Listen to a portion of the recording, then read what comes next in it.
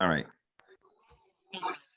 Good morning, dear friends. Today is October 6th. It's Wednesday, the 30th of Tishrei, the very last day of Tishrei, and it is Rosh Chodesh. That means... Hello?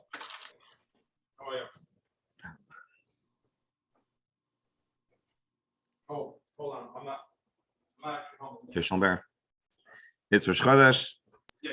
Rosh Chodesh Mar Cheshvan. But there's a lot of good things in Cheshvan. Cheshvan is when we get to test out all of our Tishrei. We get to test out Tishrei's hype, see if it's real or not. Anyways, but back to business. We're studying the entire Talmud, one page, one line at a time. Presently, Ayin Tes Amud Beis. That's 79b in the 8th chapter of Masechah Shabbos. We are still broadly in the discussion of how small something can be to still be considered useful to the point where you can't carry it. Because if it's something you want to keep, if it's something that you put to good use, well, then that's the kind of thing you should not be carrying. Yesterday, we spoke about the smallest size piece of parchment that would be considered worthwhile to carry for something. And what were the dimensions that we used? We talked about if parchment is, or hide is processed or not. And then we spoke about parchment. We said, what do you do with parchment? Well, you could write on it a mezuzah. And so we had a question yesterday. What is a mezuzah? Well, how many options do you have? 2. We have what we consider a mezuzah, which is the real use of the word mezuzah. And that's the scrolls we put on our doors. And that mezuzah has 2 portions of the Torah, the portion that we call a Shema, and the portion we call the second portion of Shema V'haya im Shemaya. And that is what's on a mezuzah. Whereas the smallest of the 4 scrolls in the tefillin contain just the words of Shema, making it the shortest paragraph in the Torah. Now, this discussion about the scrolls that have on it Shema and V'haya im Shemaya lead us to another discussion. That discussion is to hone in on different types of parchments, to explore the fact that in ancient times, and perhaps till this day, there were different uses for the different parchments, as well as varying interpretations of these words. And so that's what today's Gemara is going to be about the different uses of parchment for the 3 primary items in which a person uses a Klaf for. Namely, a person uses parchment made of animal hide for a Sefer Torah, for a tefillin, and for mezuzahs. That's today's Gemara. Let's share the screen and get started. And I might share with you a video presentation if that's helpful at some point. Let's sit back, relax, and see where today's journey takes us. Here we go. On the subject of Klaf, Amar Rav comments. Let's back up a moment. Right here, 79b. Yesterday, at the end of the day, we turned the page and we spoke about Klaf. Let's read this. Klaf kidei lichtov olav parsha ketana. Parchment. The size that you can't carry is the size that you write on it a small parsha, a small portion. What parsha is that? Again, it's the parsha of Shema. Then the Gemara asked, is it so? Is it so that Klaf is used to have just the word Shema? Don't we say Klaf v'Duchsustos kidei lichtov olav mezuzah? That the material known as Klaf and the material known as Duchsustos are both used for a mezuzah. And that's where the Gemara says, no, mezuzah here means tefillin. And then we had a little bit of a discussion. That was yesterday's discussion. But now let's look at these words, Klaf and Duchsustos. Can anyone give me a definition for Klaf and give me a definition for Duchsustos? Please, you have to unmute yourself. Please share with me. Klaf is what we use in the Torah, mezuzah, and so on. And the other one is, I think, isn't that the one that's not quite as finished? Matter of fact, they were a couple yesterday. I think they were saying one is treated with. Well, there's 3 levels. They treat it with, was it oil? Or was it some kind of fat? Some kind of. Yeah. So yesterday we spoke about 3 steps in the parchments. In the hides tanning process. Salted, floured. Again, as I said, it sounds like you're baking a Yeah. a salted schnitzel or flour, something, breaded. But no. So the three different steps, and then the last step we called gall. Was it gall nuts? I think we said. And we'll talk a little bit more about that going forward. So that was three steps in the. All of them, and I think the other one was missing one of them. Yes. But now we're going to talk about something else. So it turns out, and we'll look at Tosfos, and we'll look at Rashi, and we'll look at the Rambam as we study the Gemara. It turns out that animal hide, and I may have mentioned this yesterday, is somewhat thick.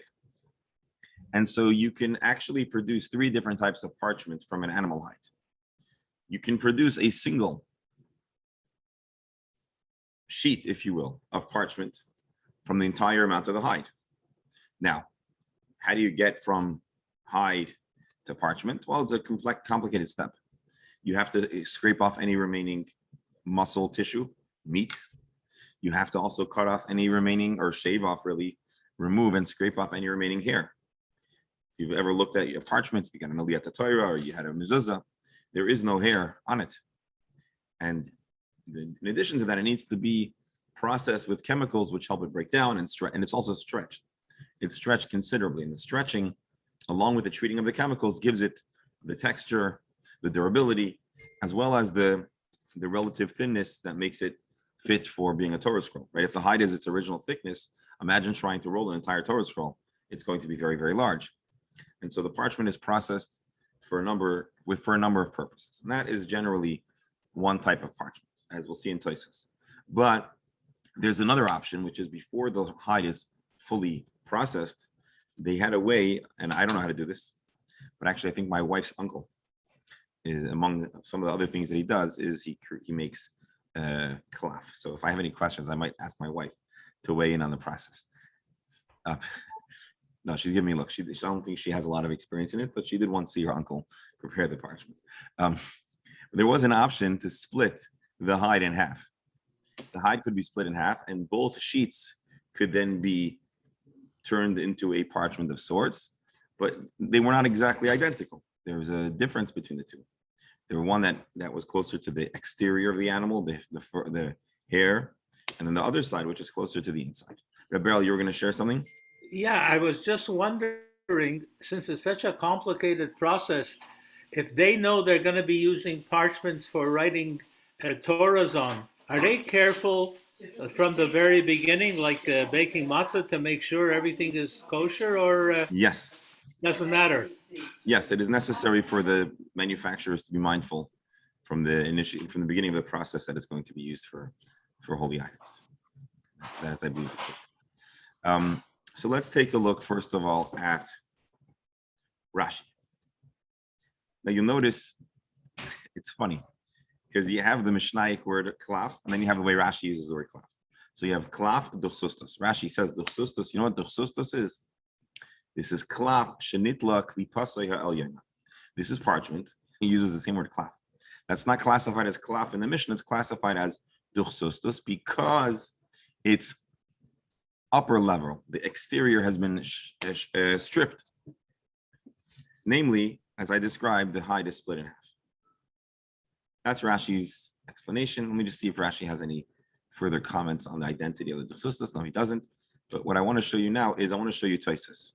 Now, this is not entirely, Tosfos doesn't always do this. This is like a very explanatory Tosfos, and then he asks some questions. So let's take a look at Tosfos, and here we go.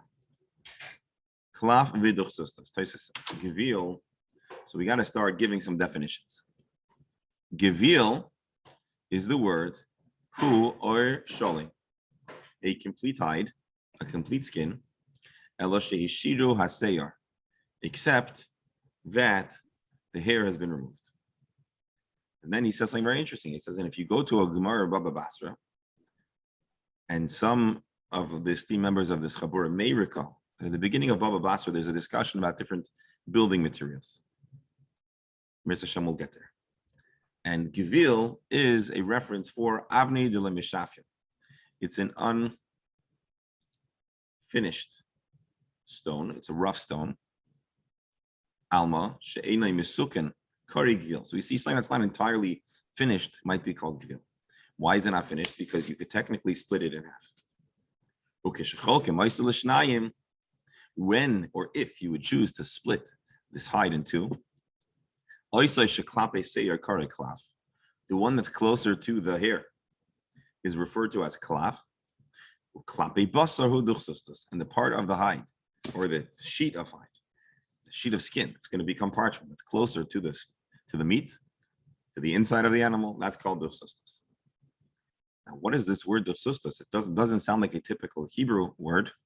It doesn't sound like a typical Aramaic word. What language does it sound like? It sounds like a Greek word, right? Yeah.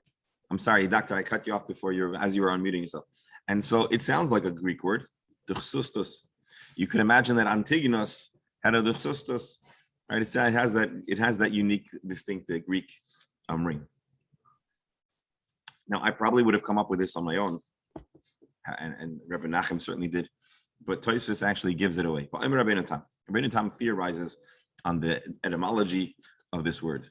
The Beloshen Yavon in Greek, Kairim lebasar, sustos. In Greek, sustos means meat.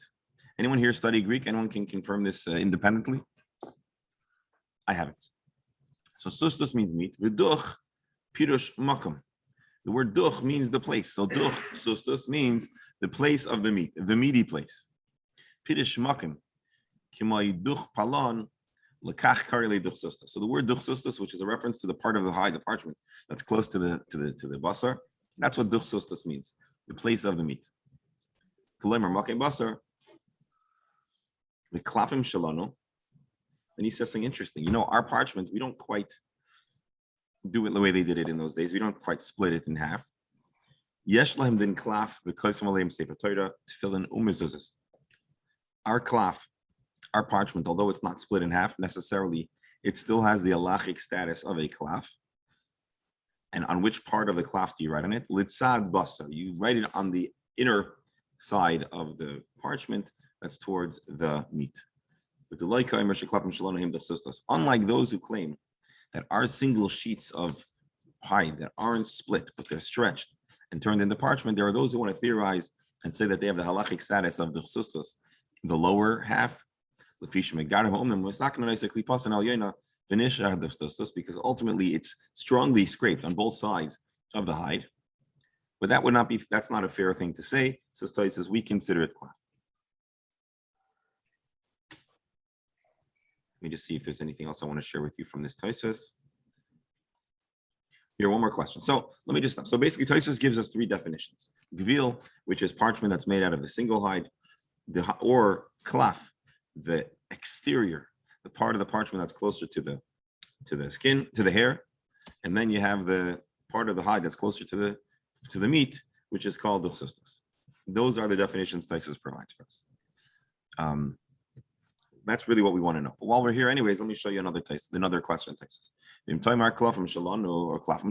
parchments, which weren't treated with gall nuts, are they kosher? So now that Tosfos is talking about the practical process of preparing parchments in the 10 and 1100s, which is interesting. Where else do you have a document that reviews the process of well, I'm sure there are other documents, but anyways, Rabbeinu Tam says the tikkun shalanu chashav kifas. Although the technology has changed, we don't use gallnuts in France and Germany or whatever, but yet the way we process the hide and it turns into leather, it turns into parchment, is just as well as if we had applied ifat. So Rabbeinu Tam is saying that although the process may have changed somewhat and we don't use quite the original ingredients, the Mishnah enumerates that doesn't make it unkosher. Which this issue, which is not settled fully, it could be a common, or is a common question when technologies change. If our ink, and I don't want to go in depth over here just because when we learn Menachos and other places that talk about the ink, we'll talk more length, but suffice it to say, it's plausible that there have been slight variations in how we create ink in 2020 than the way they did it in the year 200. And so the question is, what aspects of the ink making, for example, are essential to be considered kosher ink? And the same thing Tosfos is considering here. What are the essential halachic necessities for parchment to be considered kosher?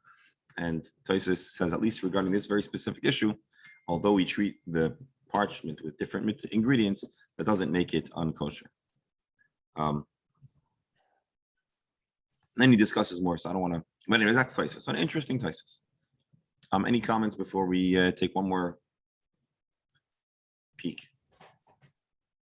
Anyone here have any experience with the process of making parchment? All right, so I want to show you. No, I just want to show you from the Rambam. Oh, actually, here I prepared it. Let's read a fast text from the Rambam, which is going to sound, I believe, very familiar, very much what we've read already. But here is the Rambam. What are the necessary ingredients for tefillin and for parchment, and how do we know about it? Halacha l'Moshe Misinai. There's a halacha that dates back to the time of Moshe Misinai, not in the written text, but part of the oral tradition, dating back with the authority of Moshe Misinai. Another time we can discuss, or we can do some research about if there are varying understandings of halacha Moshe Misinai. But anyways, the tradition with great, almost biblical authority is Shiyukaisim Sefer Torah ala Gevil. You must write a Sefer Torah on Gevil. What's Gevil? Who recalls from Duchsustos? Gevil, I'm sorry? No, good. Gevil is the unsplit. It's the whole hide. The Kaisim B'makam Aseir, and you write your words on the side of the hair. I know we want to jump back for a moment. What did Duchsustos say? Did Duchsustos say that exact comment? I don't think so. I think you said the opposite. Duchsustos says the opposite, right? He says, Klafim Shalonu, you write on the side of the Seir, right? Let's see if we can find that.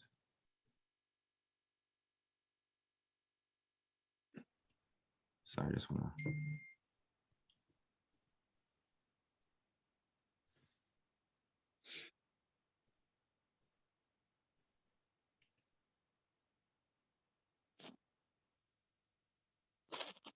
Hold on. Here we go, Duchsustos. Klafim You go Shalonu. down a little bit, it says. Klafim Shalonu Yeshlam Din. Exactly. וכותבים עליהם ספר תורה, תפילין ומזוזות לצד הבשר. Inside of Basar, and the Rambam says,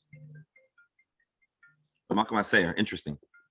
So it sounds like possibly there's more to study, but I just wanted to show you that at least superficially, it sounds like they're disagreeing. Here, so we're back in Maimonides, back in the Rambam. So he says the minhag is the halacha Moshe Sinai is a Sefer Torah is written on an entire whole hide, and it's b'makam aseir on the exterior side. Al Klaf, and when you write tefillin, it must be on Klaf. Klaf again being the exterior. Again, this is based on the Gemara that we have yet to learn, but I just want to take a look at the Rambam, and it hopefully won't confuse us too much. The tefillin is written on Klaf. And if you're writing on the exterior sheet, which side should you write on? He says on the inner side, the side that's towards the middle where it's split. And the mezuzah is written on the interior, the part of the parchment that comes near the hide. And you write it towards the direction of the hair, which is to the exterior. So basically, and we'll see this in the Gemara too, that you're writing it always on the inside, the part that's less exposed to the. Yes, Rebel. Rabbi, with all due respect, to say it's Torah Misinai, what proof does he bring to go from that to such a minute detail? The proof, we're using an inaccurate paradigm to analyze that question. The Rambam had a tradition that dates back to the Gemara, which says it's halacha l'Moshe Sinai. You want to know how the Gemara might prove that it was halacha l'Moshe Sinai. I don't think the Gemara felt compelled to bring a proof every time it made a citation. I mean, to go to that detail, that it should be the size of the meat or the side of the hide. That's not what it says. It says halacha l'Moshe Sinai. Oh, okay. We have to go back to the Gemara. We didn't really learn it in its original source, so that's why. But suffice it to say, there are many details of tefillin and mezuzahs that are not explicitly in the Chumash. Right. They're considered halacha l'Moshe Sinai. For example, the fact that the tefillin straps and the box or the parts of the box are black. The whole Indian of tefillin altogether. How do they look? No. So the inyan of tefillin is biblical. The setup of the tefillin is not explicitly in the Bible. That's partially halacha l'mashma Sinai and partially just part of the general oral tradition. Again, I actually, as I brought it up, I said we're going to punt on because there's a lot to discuss on what it means halacha l'mashma Sinai, and there are different rishonim that maybe have slightly varying interpretations of what exactly it means. So I don't want to go there right now. Why is there a difference between on which side you write the Sefer Torah, the different sides, the side where you write the mezuzah, and then again you go back with the tefillin and the mezuzah, and all three of them are not written on the same side. Two of them are written on one side and one on the other side. Well, I'll tell you what, with the single sheet, I don't want to go there for now. Again, all of this will be litigated to some extent in the Gemara. In a way, we're getting ahead of ourselves, but I did this intentionally just because I wanted to get the definitions. No, I understand. But just without going into it too much in depth, I suppose we can imagine that if you have a piece of hide and you split it, and each side of the hide on the other side, there's stuff attached to it, meat or hair, and it needs to be removed. One might imagine that the inside would be smoother and higher quality. And I believe that's the basic understanding of why you would want to do it. I'll give you another reason. Okay, let's hear. The other reason is if you have two split into two, then you will have to throw out one part. If you do split it into two, and in order not to just be hefsed mammon and throw one part out, they decided one part to use for one and the other one for the other two. Okay, that's an interesting. That certainly could be a result. In other words, once you're using both sides, you might want to have a designated use for each. I hear what you're saying. That's not necessarily the direction the Gemara takes, but that's certainly something that is a byproduct of that principle. All right, so let's jump into the Gemara and see this all from the top.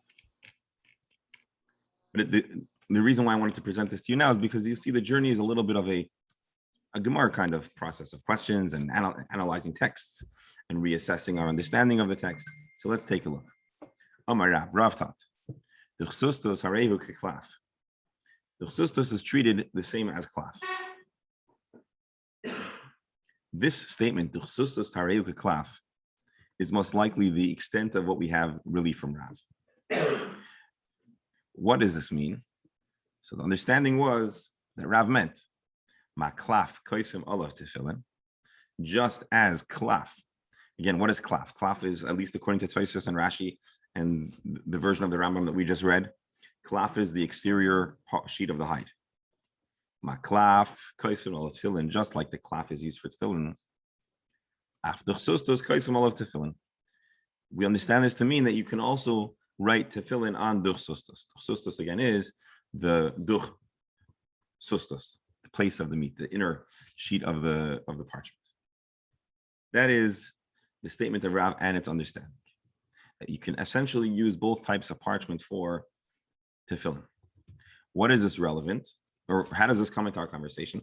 Well, obviously it comes into our conversation because as you recall, tefillin, the smallest parchment has just a Shema on it. A mezuzah, the smallest parchment, is an extra paragraph. And those who know the Shema know that V'haya im Shemoya is longer than Shema. So then we're saying essentially that there's more than double the writing on a mezuzah. So going back to our discussion about carrying on Shabbos, although that's not going to be the main thrust of this discussion, there's a big nafkamina in Shabbos. There's a big difference if you can use Duchsustos for tefillin, for the laws of Shabbos. And even more importantly, you got to know how to have a kosher pair tefillin. Tefillin is an important mitzvah, and we want to get it right. And so that's really what our Gemara is not going to go through, is to try to understand Rav. And in the process of challenging Rav's opinion and cross-referencing and evaluating different texts, discussing the appropriate material of tefillin, we'll end up having a greater clarity in general about what is made of tefillin, or what tefillin is made of, what mezuzahs are made of, and the like.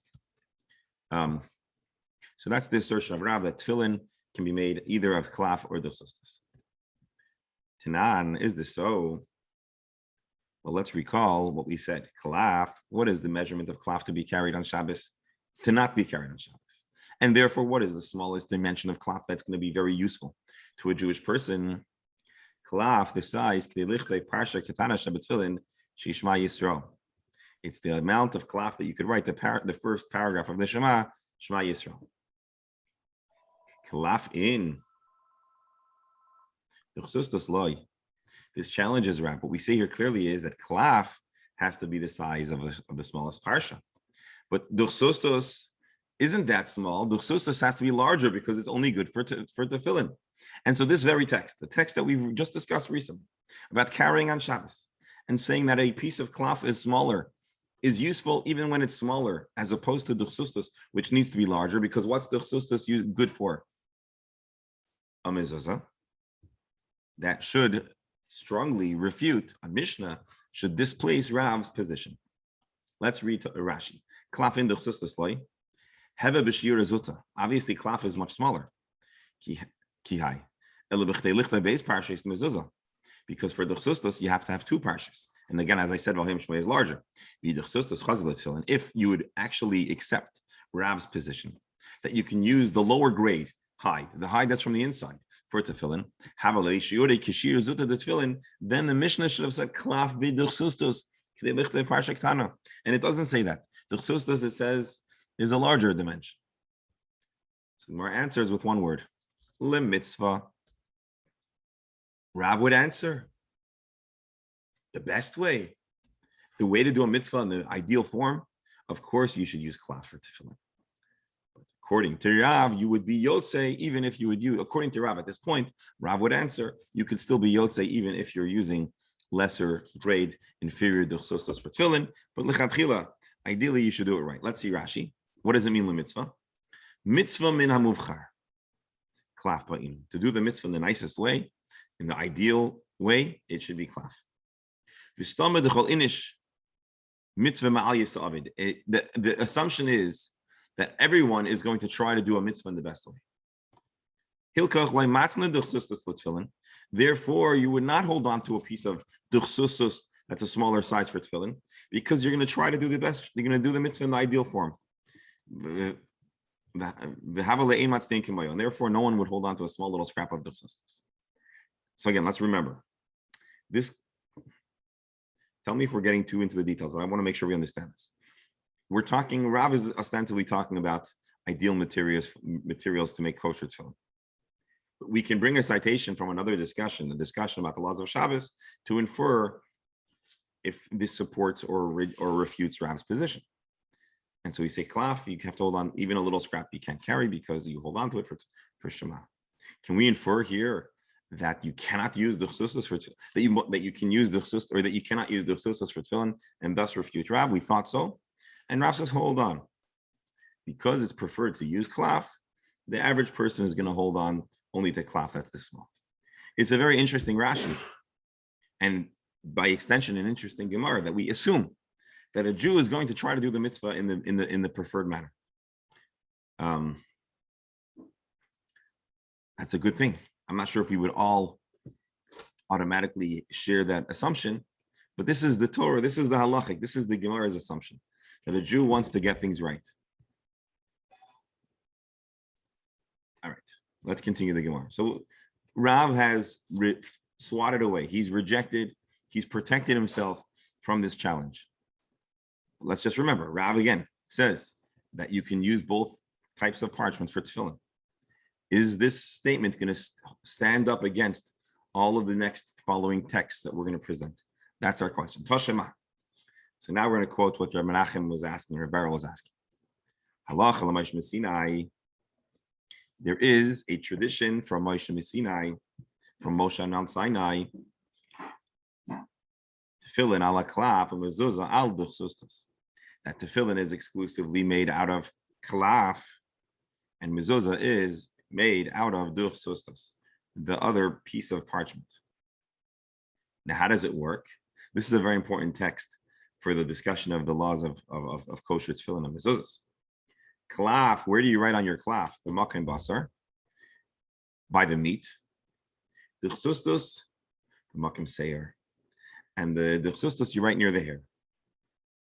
So does this not further assert that there's specific use for klaf, there's specific use for duchsustos, unlike Rav's statement, who says, oh, you could use both? Again, the same challenge from a different text that's more explicit, indicating that you cannot use duchsustos for tefillin. And the Gemara gives the same answer. The mitzvah. This is the preferred method. But according to Rav, you can get away with doing it the other way around. But let's look at this text now in isolation for a moment. I read you Tosfos, and we saw in the Rambam about the use of tefillin, and obviously that halacha is extracted from this teaching. Right? Do you have the koyach for this? Do you have the stamina for this, or should we move on to the Gemara? Give me a thumbs up if we should spend a little time over here, or should we just go forward? I can't see your thumb. Okay. I have one yes. If we're doing it, let's do it right, Okay, because I have one yes, I have no no's, so we're gonna go through Menachem. So we have two types of klaf, two types of parchment, right? One that's from the interior and one's from the exterior. One's near the hair and one is near the meat. We're splitting the full hide in half. Tosfos told us that the klaf comes from the exterior and the Duchsustos comes from the interior. If you just take a moment and take a look at this text, unfortunately, because of Rabbi Steinsaltz's translation is not just a translation, it's also a commentary. It's going to be hard to have this conversation if we're looking at the text in Rabbi Steinsaltz, because he already bavarns, he already adds into the translation to correct for this mistake. But I want to just show you this. Tosfos says you split it in half, the exterior klaf, interior tefillin. But now let's look in the Hebrew here. Klaf b'makom basar. Klaf is near the meat. Duchsustos b'makom sayar.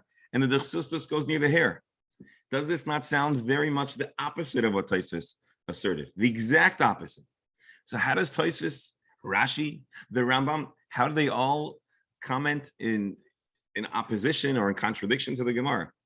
So the answer is quite simple, but only because we know it. It's not obvious that this is the pshat. So let me just show you something. And maybe you recall the Rambam said that you write with Duchsustos. Tosfos says you write on the Duchsustos, you write near the hair. And the klaf, you write near the basar. It's because, as we said, really what it's saying is klaf. If you're writing on the exterior, write on the inside, which is the side that's closer to the meat. If you're writing on the parchment that comes near the meat, well, then you want to write in the direction of the sayar, which is on the opposite. So the definition, as Tosfos and Rashi and the Rambam say, it's simple. Klaf means the exterior. Duchsustos means the interior. But you're going to always write towards the interior to the middle of the two hides. Therefore, klaf near the meat, Duchsustos near the hair. So it's not earth-shattering because we already saw it in the Rambam, but it's a big chiddush, and it's important to read this text correctly, and you can understand why there would be an inclination to read the text otherwise. Now, if you'll bear with me a moment, there is a fascinating correspondence between the Rambam and the Chachmei Lunayel, I believe, which were a group of, the definition, the separation of Ashkenaz and Sfard was on one hand, very real, very pronounced, but it wasn't quite as clear-cut as it is today. And so you had the Rambam, who was probably the most influential Sephardic Jew, if you want to call it Sephardic Jew, Spanish Jew in his age.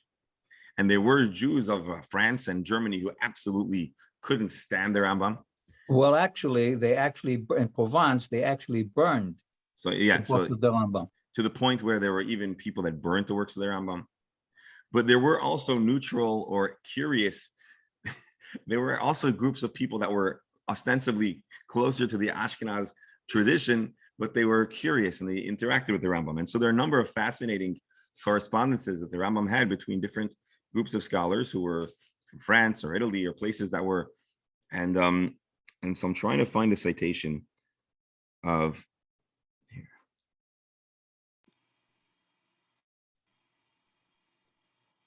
Give me a moment. Let me see if I got this for you. Okay.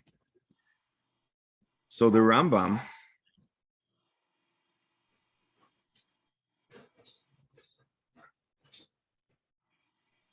actually, let's try to do this. Let me see if I can look this up. This is a gamble. Safaria. Let's see if they have Shalot to Chuvot of the Rambam. Response.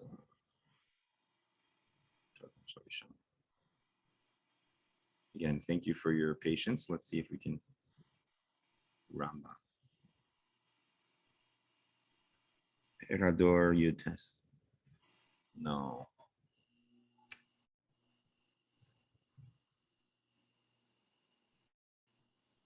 Unfortunately, let's see if there's another online version of this.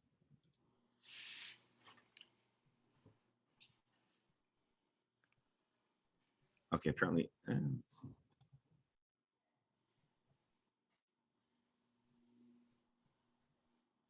No. Okay, unfortunately, we don't have the text online. At least I can't find it. But let me read for you the text. He writes as follows.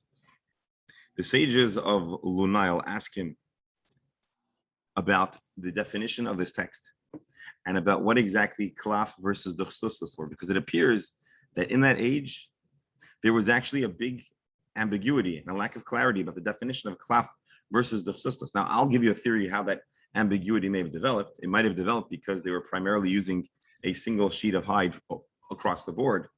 And so therefore, because they were maybe using a single sheet of hide, it was less halachically relevant. And so it was easier to lose the tradition about, what the definition is. And so they asked him, and I believe it was actually a challenge on an earlier edition of the Rambam.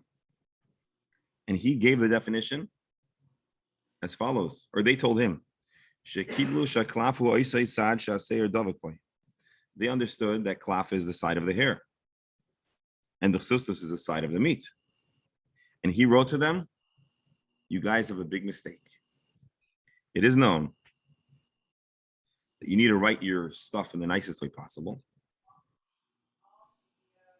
And if when you're writing on the Duchsustos, you're going to be writing towards the hair and then klaf towards the meat, well, then it's going to be nicer to write on the side that's on the side of the hair, something to that effect. So basically, the Rambam, in his written correspondence to these people, writes the opposite of the text of the Rambam that we read today. And so the question is, hold on. I probably have an English language problem, but I don't understand what does it mean writing towards the hair as opposite to writing on the piece of parchment. What does towards mean in this context? Because, let me try. How is it different from just writing? Because the piece of parchment has two sides. And in the ancient world in particular, one side was better processed, let's say, and more conducive for a clean writing. And so the practice was always to write on the opposite side of the smoother side, which was towards the middle. But that might have not been the understanding of the Rambam. The Rambam may have understood that you have to write on the side of the meat versus on the side of the hair. And if you have to look at a piece of hide and one side had the hair on it and one side had the flesh, I imagine that the side of the hair was ultimately smoother and easier to remove as opposed to scraping off. So if I understand this correctly, the Rambam, based on his initial reading of this Gemara, or maybe he had a different version of the Gemara, he interpreted it exactly the opposite. His interpretation was that my question is simply, okay. I see here it says maybe written on it. The preposition that we are using is on. And in other contexts, you are saying writing towards. The preposition is towards. And I don't understand the difference. Or I would like to know what. I'll tell you why, because in Hebrew, is there any difference? I'll tell you why. In Hebrew, the word is more obscure. In English, you have to say on it. But here, it's elusive, so you could decipher it in two ways.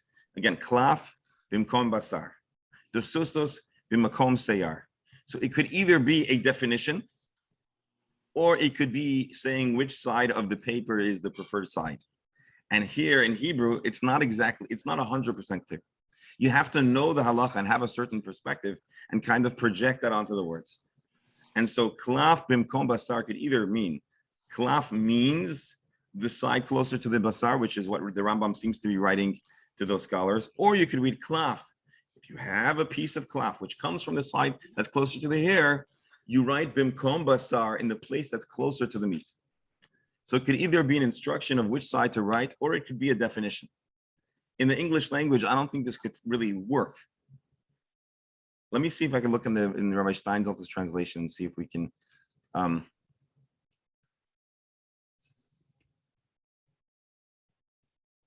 sorry, because here is the text.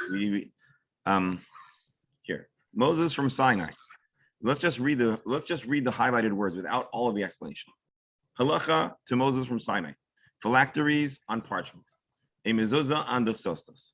Parchment on the side of flesh. Duchsustos on the side of hair. So without the words one writes, it could be parchment means on the side of flesh. Duchsustos means on the side of hair. Or it could say parchment right on the side. And the connecting words, the words that you have to understand and fill in that are unwritten could make the definition be exactly the opposite. So you have two opposite ways of understanding the text. Again, parchment on the side of flesh. Duchsustos on the side of hair. If it's a definition, it's exactly 100% different than if it's an instruction of where to write it. I'm sorry if I'm not explaining this well. I know that it's confusing. It took me time when I was reviewing this. It took me time just like to realize how you can have two opposite interpretations of the very same text. I guess I don't know if the camera's gonna pick this up in a way. If this is a single sheet of hide, we could split it in half. And so now the two hides each have a middle part. And so let's say, let's say this side is the hair, and this side is the meat.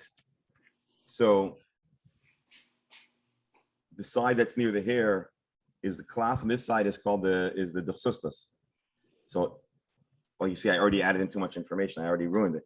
We have a piece of hide. This is the hair, and this is the meat. When you write on this piece of paper, you got to write towards the hair. So then it means you write on the inside. What does towards mean? Right, all right, exactly. Is it a definition or is it an instruction of where you're writing? And in the Hebrew language, you have to impose that based on the context of the Gemara. And so the Rambam had a way of learning it initially that was exactly the opposite. And so he writes this in his writings. And then we find the Rambam's work and he writes differently. And so the question is, did the Rambam change his mind? Which the Rambam was as much as the Rambam was very confident, the Rambam is frequently willing to recalibrate based on different evidence. And we know the Rambam collected different editions of the Torah. So it's plausible that he also had varying manuscripts of the Gemara. And so it's not unheard of for the Rambam to change his mind. We also have different versions of the Rambam's work, and we find that he makes amendments and edits. And the Rambam was constantly revising his work. And so it's plausible that what we have today is a later edition where the Rambam revised his work and changed his mind. But it's also possible that the Rambam changed his mind towards this other definition. So I know this is a big, confusing and a little bit off the beaten path discussion, but I wanted to share that. Dr. Hammer. Inherently, isn't the middle part away from the hair and away from the meat the one that's going to require the least amount of work in touching up to get the purest, let's call it parchment, the purest place to write on? That's my understanding, yes. That would make That's my understanding.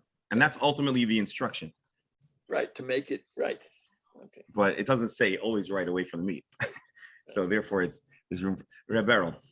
And I'm just trying to look at the bigger picture.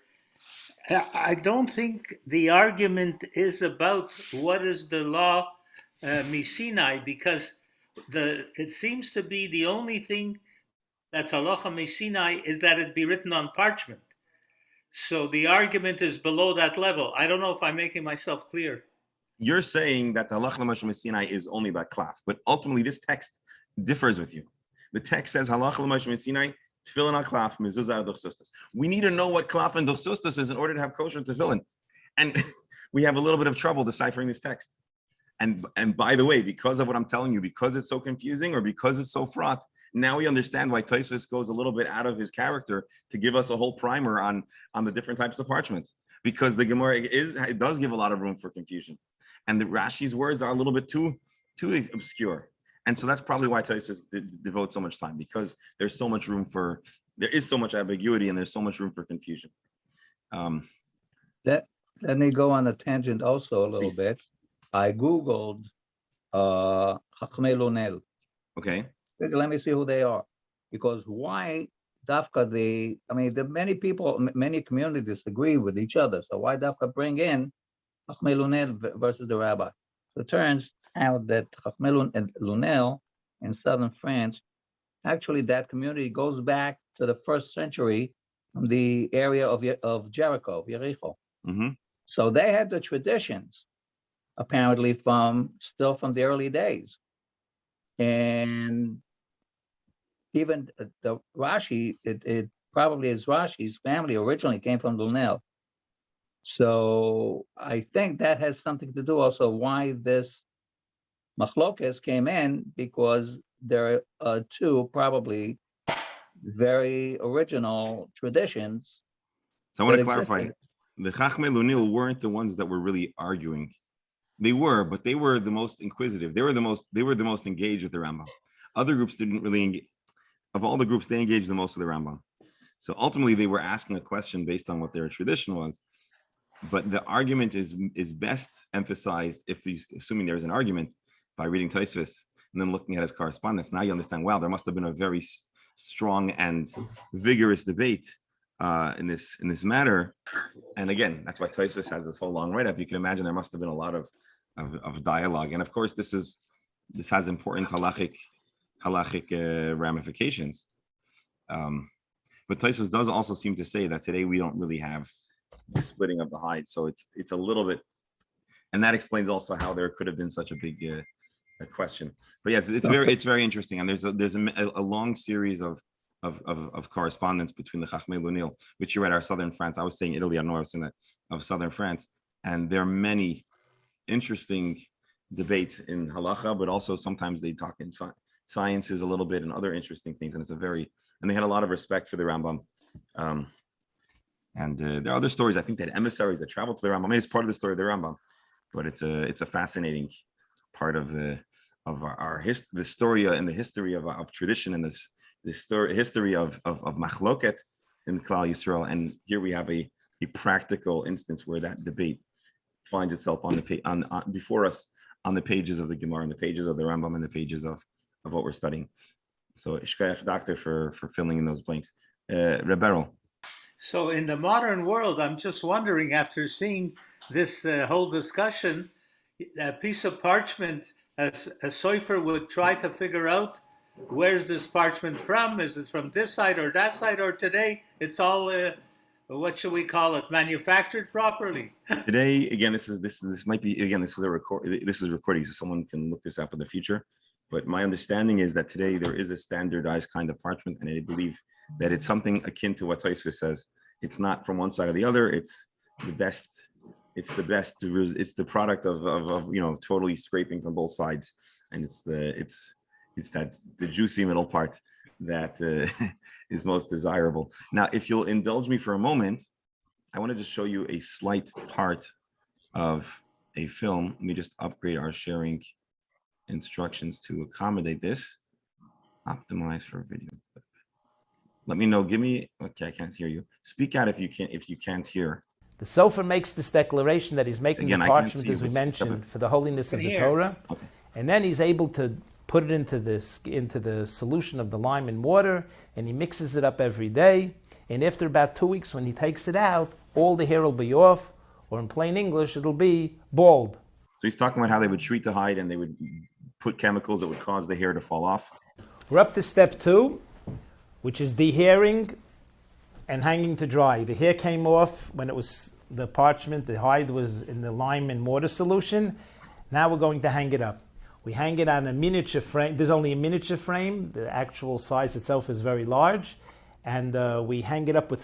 So when we look at a parchment, it looks quite nice and neat and well cut. But this is the hide as it's being stretched out. This is part of the Jewish tradition. I have a feeling that I'm fairly certain I've seen such techniques used by other people of other societies and other civilizations as well. Special clips and ropes all around, and it'll take about another week for it to dry, at which point we're ready to cut the parchment either for the Torah or into smaller pieces for tefillin and mezuzot. While it's hanging, we take a knife that's roundish, half moon shape, and we try to scrape it to rake out as much of the water and the lime that there is, together with some membranes that are usually left, and that will keep the skin to be white and clean. We have here a sheet of parchment that's already cut straight on all the sides, as well as the special lines, the shirtut, the engraved lines that the sofer is going to use to help him write the words straight across, and the vertical lines to keep the columns in even shape. So that's the extent of what I wanted to share with you. Just change the settings again. And I can see. So anyway, suffice it to say that there was that's a sofer who I believe is also involved himself in the process of preparing the hide. And so he went through the steps that they do today, which is they soak it in chemicals to cause most of the organic, well, I don't want to say organic material, but the material, the hair and stuff to fall out. And then they stretch it. And the stretching is to make it thinner. Rabbi, this procedure didn't mention splitting the hide in two halves, one closer to the hair and one closer to the meat. Correct, because my belief is one piece. Yeah, my belief is that in the modern world and even in the time of Duchsustos, it seems like they didn't split it in half any longer. They did a rigorous removal on both sides of the hide to have a more smooth and preferred kind of parchment, as if to say that it was embracing the qualities of both the Duchsustos and the Klaf. Again, this is my understanding. Which side do they write on? You know what? That's a good question. I'm actually going to give a call to a friend that's a sofer, and I'm going to ask him to fill in some of the blanks in this regard. So, Rabbi, do you think that's why the second hide was built next to us? That's really a cloth factory, and they wanted to have two hides. That's the two hides. I never considered that, but very interesting. All right, so sometimes, in the introduction, I say that we're doing one page, one line at a time, because sometimes we'll cover a whole page, but sometimes we'll read just a few lines and walk out very enlightened. And I hope you'll agree with me that this was a worthwhile detour through Duchsustos and the Rambam, and to get a little picture of how you can have such a debate in the text describing the preferred materials for tefillin and mezuzahs. Tomorrow, we're going to continue interrogating Rav and coming up with an understanding of if you could use the Duchsustos for tefillin or not, and what really did Rav mean, and that'll be, God willing, tomorrow's discussion. So I want to thank you all for your wisdom and input here. And that's today's Gemara. Thank you all for being here. Let me end. I didn't say it in the beginning, but we're going to dedicate, as we have been, our learning, L'Zchus, the Refuah Shalema, the complete and speedy healing. Let me see, I posted it. Where'd it go? For a speedy healing for Harav Shimon Halevi ben Leah and for Leah Basrita. And we're learning Lilei Nishmas, Daniel Yerachmiel ben Gedalia, and Lilei Nishmas, Arya Yaakov ben Litzman, ben Neshama Sharon Leah. And prayerful wishes for good news for all of Klal Yisrael, for our community, and especially for the esteemed members of the Talmud Chabura studying the entire Talmud. Have a wonderful day. Thank you all. Take care.